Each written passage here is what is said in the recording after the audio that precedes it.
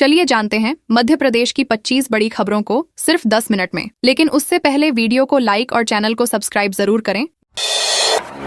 महर में 4 लाख की अवैध शराब जब्त। महर जिले में अवैध शराब के खिलाफ चलाए जा रहे अभियान के तहत कोतवाली पुलिस ने बड़ी कार्रवाई करते हुए एक तस्कर को गिरफ्तार किया है। पुलिस को 29 मार्च को मुखबिर से सूचना मिली थी कि आरोपी अपने घर में भारी मात्रा में शराब का भंडारण कर रहा है। सूचना के आधार पर पुलिस टीम ने मौके पर दबिश दी और तलाशी के दौरान 35 कार्टून में 323 बल्क लीटर देशी और विदेशी शराब बरामद की। इसके अलावा 12 कार्टून में 148 लीटर बियर भी जब्त की गई। जब्त शराब की कीमत करीब 4.5 लाख रुपए आंकी गई है। पुलिस आरोपी से पूछताछ कर नेटवर्क की जांच कर रही है।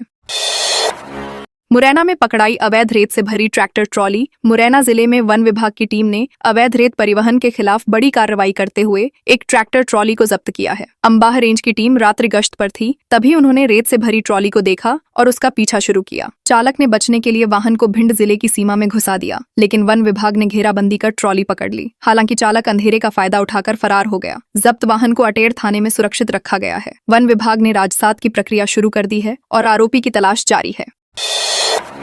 जैन समाज ने ढोल नगाड़ों के साथ निकाली शोभा यात्रा। महर में भगवान महावीर जयंती के अवसर पर जैन समाज द्वारा भव्य शोभा यात्रा निकाली गई, जिसमें बड़ी संख्या में श्रद्धालु शामिल हुए। यह यात्रा जैन मंदिर से प्रारंभ होकर शहर के प्रमुख मार्गों से होते हुए पुनः मंदिर परिसर में समाप्त हुई। शोभा यात्रा के दौरान श्रद्धालु पारंपरिक वेशभूषा में शामिल हुए और हाथों में ध्वज व बैनर लेकर भगवान महावीर के अहिंसा, सत्य और करुणा के संदेश का प्रचार करते रहे। ढोल नगाड़ों और भक्ति संगीत से पूरा माहौल भक्तिमय हो गया। मार्ग में जगह जगह श्रद्धालुओं का स्वागत किया गया और महिलाओं की भागीदारी ने आयोजन को और भव्य बना दिया।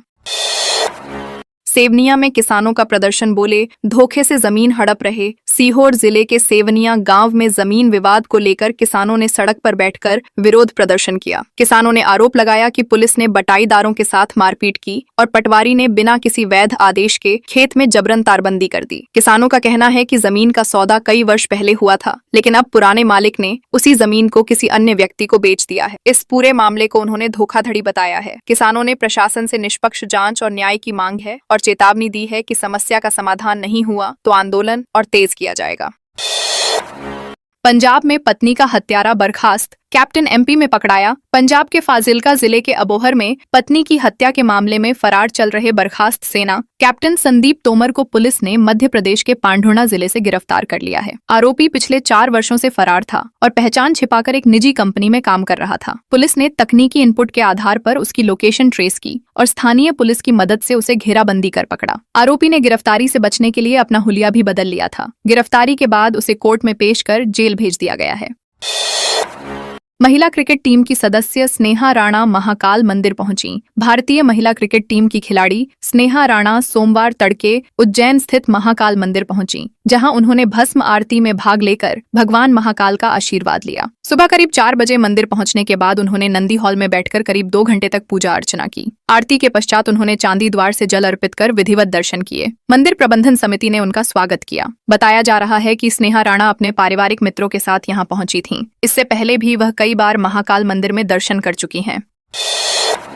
दतिया में 76 वारंटी चढ़े पुलिस के हत्थे। दतिया जिले में पुलिस ने बड़े स्तर पर कॉम्बिंग गश्त अभियान चलाकर अपराधियों के खिलाफ सख्त कार्रवाई की है। इस दौरान पुलिस ने 10 स्थायी वारंटियों सहित कुल 76 वारंटियों को गिरफ्तार किया। इसके अलावा 185 से अधिक निगरानीशुदा और आदतन अपराधियों की जांच की गई। पुलिस टीम ने बस स्टैंड, प्रमुख चौराहों, होटल, ढाबों, धर्मशालाओं और अन्य सार्वजनिक स्थानों पर सर्चिंग अभियान चलाया। अचानक हुई इस कार्रवाई से संदिग्ध लोगों में हड़कंप मच गया। पुलिस ने 77 हिस्ट्री शीटर और 108 गुंडा तत्वों की गतिविधियों की भी जांच की और कई लोगों से पूछताछ की।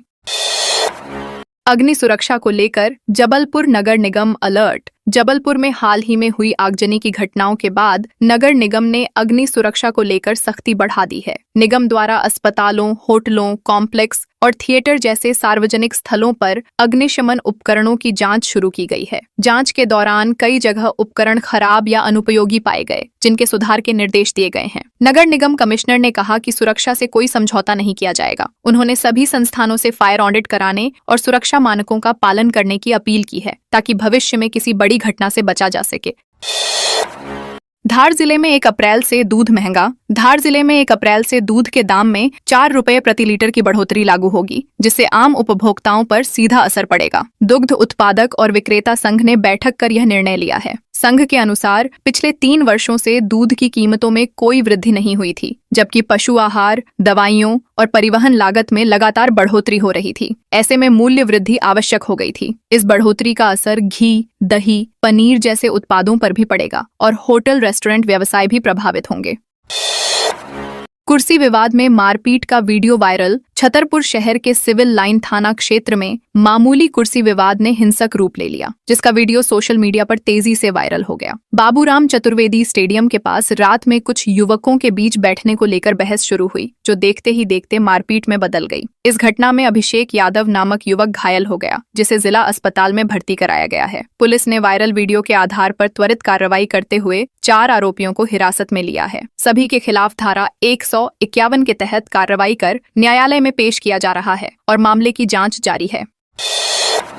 सतना में अवैध असलहों का सप्लायर गिरफ्तार। सतना पुलिस ने अवैध हथियारों की सप्लाई करने वाले मुख्य आरोपी हिमांशु उर्फ सज्जू को गिरफ्तार कर बड़ी सफलता हासिल की है। आरोपी लंबे समय से फरार था और जिले में अवैध हथियार पहुंचाने का काम कर रहा था। वर्ष 2023 में पकड़े गए बदमाशों से पूछताछ में उसका नाम सामने आया था, जिसके बाद पुलिस लगातार उसकी तलाश कर रही थी। करीब 5.5 महीने तक संभावित ठिकानों पर दबिश देने के बाद 29 मार्च को नागौद से उसे गिरफ्तार किया गया। आरोपी को न्यायालय में पेश कर जेल भेज दिया गया है। पुलिस अब उसके नेटवर्क और अन्य साथियों की जानकारी जुटा रही है।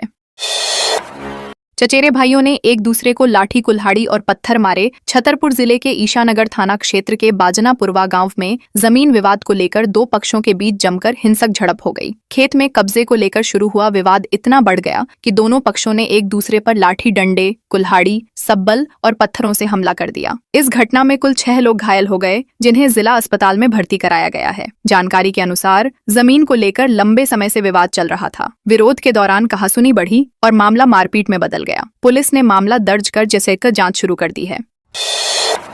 सतना के धारकुंडी आश्रम मार्ग पर दिखा तेंदुआ। सतना जिले के मझगवा वन क्षेत्र में धारकुंडी आश्रम मार्ग पर एक तेंदुए के दिखने से क्षेत्र में दहशत फैल गई। रविवार देर शाम सड़क किनारे बैठे तेंदुए को एक संत ने अपने मोबाइल में रिकॉर्ड कर लिया, जिसका वीडियो अब सामने आया है। कुछ देर बाद तेंदुआ जंगल की ओर लौट गया। यह इलाका पन्ना नेशनल पार्क और रानीपुर अभयारण्य के बीच वन्यजीव गलियारे के रूप में जाना जाता है, जहां अक्सर वन्य जीवों की आवाजाही रहती है। वन विभाग ने लोगों से सतर्क रहने की अपील की है और क्षेत्र में निगरानी बढ़ा दी गई है।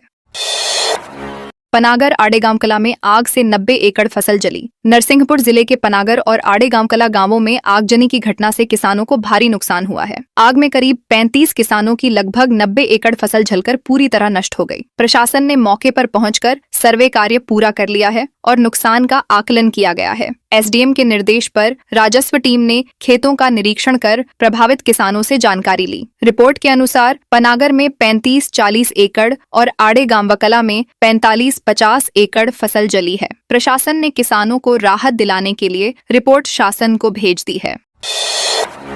सीधी पुलिस ने अंतर्राज्यीय चोर गिरोह को पकड़ा। सीधी पुलिस ने बड़ी कार्रवाई करते हुए एक अंतर्राज्यीय चोर गिरोह का भंडाफोड़ दुर्मकैद किया है और 2 आरोपियों को गिरफ्तार किया है। पुलिस ने करीब 1200 किलोमीटर दूर जाकर दबिश दी और चोरी का 23.80 लाख रुपए का सामान बरामद किया। यह कार्रवाई कोल्हुडीह गांव में हुई चोरी के मामले में की गई। जांच के दौरान पुलिस ने 200 से अधिक सीसीटीवी फुटेज खंगाले और एक संदिग्ध कार की पहचान की। तकनीकी साक्ष्यों और साइबर सेल की मदद से आरोपियों तक पहुंच बनाई गई। दोनों को गिरफ्तार कर न्यायालय में पेश किया जा रहा है और गिरोह के अन्य सदस्यों की तलाश जारी है।